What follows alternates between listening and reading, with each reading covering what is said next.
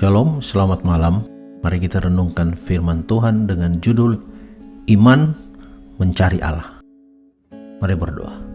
Tuhan di surga, kami mohon Tuhan bersama dengan kami di saat kami merenungkan firman-Mu. Di dalam nama Yesus Kristus kami sudah berdoa. Amin. Ayat renungan diambil dari Yesaya pasal 8 ayat 17. Firman Tuhan berkata, "Dan aku hendak menanti-nantikan Tuhan yang menyembunyikan wajahnya terhadap kaum keturunan Yakub. Aku hendak mengharapkan Dia." Bangsa Israel mendapat berbagai pelajaran tentang iman dari berbagai pengalaman mereka. Allah meminta Musa untuk membawa bangsa Israel keluar dari negeri Mesir. Ia menghindar. Akan percayakah mereka kepadanya apabila ia menyampaikan rencana Allah kepada mereka? Allah mengatakan bahwa kepercayaan yang sungguh tidak akan memisahkan pesan Allah dari diri Allah yang memberi pesan itu. Rencananya dan yang memberi rencana sama keutuhannya. Yesus datang untuk menyampaikan suatu berita, tetapi ujian yang sesungguhnya terdapat di tempat lain. Maukah umatnya bukan hanya mempercayai, tetapi percaya juga pada dirinya? Bangsa Israel membuang-buang waktu berkeliling-keliling di padang gurun, menunjukkan kegoyahan iman mereka. Mereka pernah tidak percaya janji akan tanah Kanaan. Pada saat lain mereka menghendaki pimpinan lain. Mereka tidak dapat mempertahankan kepercayaan mereka kepada Allah dan maksud-maksudnya pada waktu yang sama. Beriman berarti mempercayai yang dilakukan Allah dan pribadinya. Di dalam pertentangan dengan Akas, Yesaya sangat keras.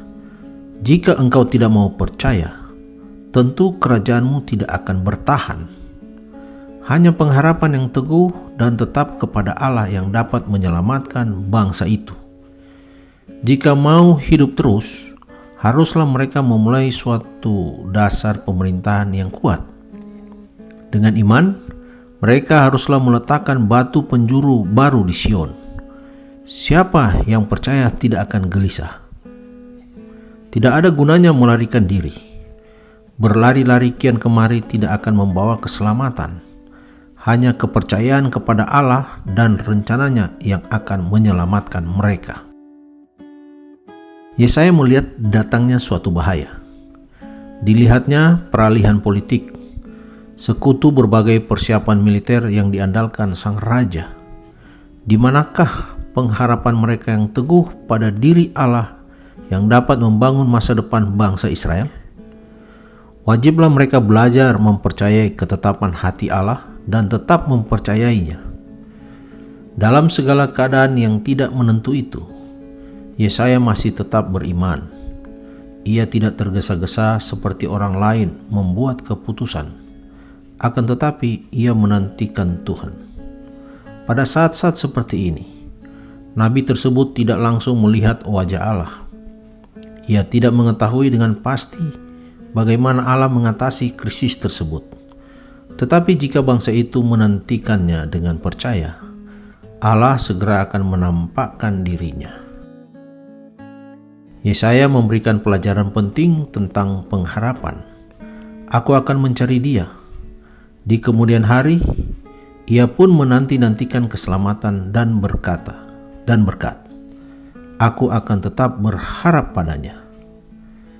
Iman adalah pemberian Allah, tetapi kuasa untuk menyatakan iman itu adalah bahagian kita.